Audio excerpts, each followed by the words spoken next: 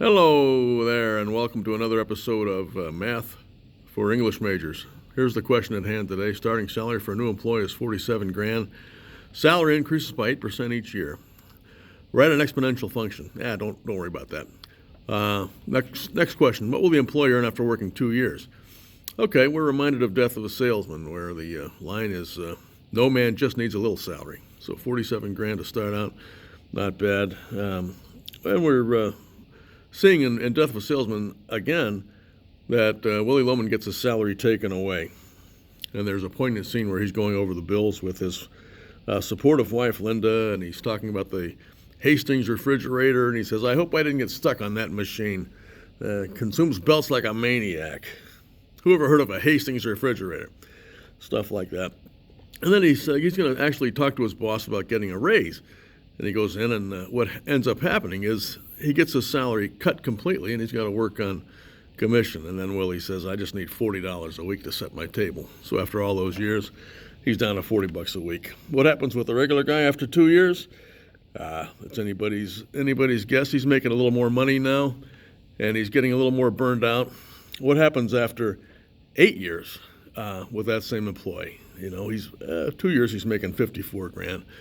In 8 years, he's probably making closer to $75,000. And then his boss is thinking, you know, this guy's kind of burnt out now, and we're paying him way too much money for this job.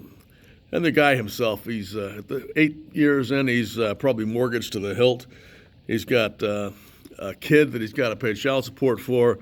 He's probably on his second marriage, and he's kind of living the life of John Updike's Rabbit Angstrom, the character in Rabbit Run, you know, where he kind of drinks too much and he goes to a batting cage to try to regain some of his youth. Also, I was reminiscent of Rod Serling's script. They're tearing down Tim Riley's bar, where Randolph Lane is in the same boat. He's 25 years into the company now, and he's sort of become a bit of a drunk, and he goes to revisit his old haunt, Tim Riley's bar, and they're closing it down. They're making way for the new people there, and he's talking to Officer Flaherty, and he says, where does it say that every morning of a man's life he's got to Indian wrestle with every hot young contender off the sidewalk who's got an itch to climb up a rung? I put up my time, you understand? I put in my time, I paid my dues. I shouldn't be hustled to death in the daytime and die of loneliness every night. That's not the dream. That's not what it's about.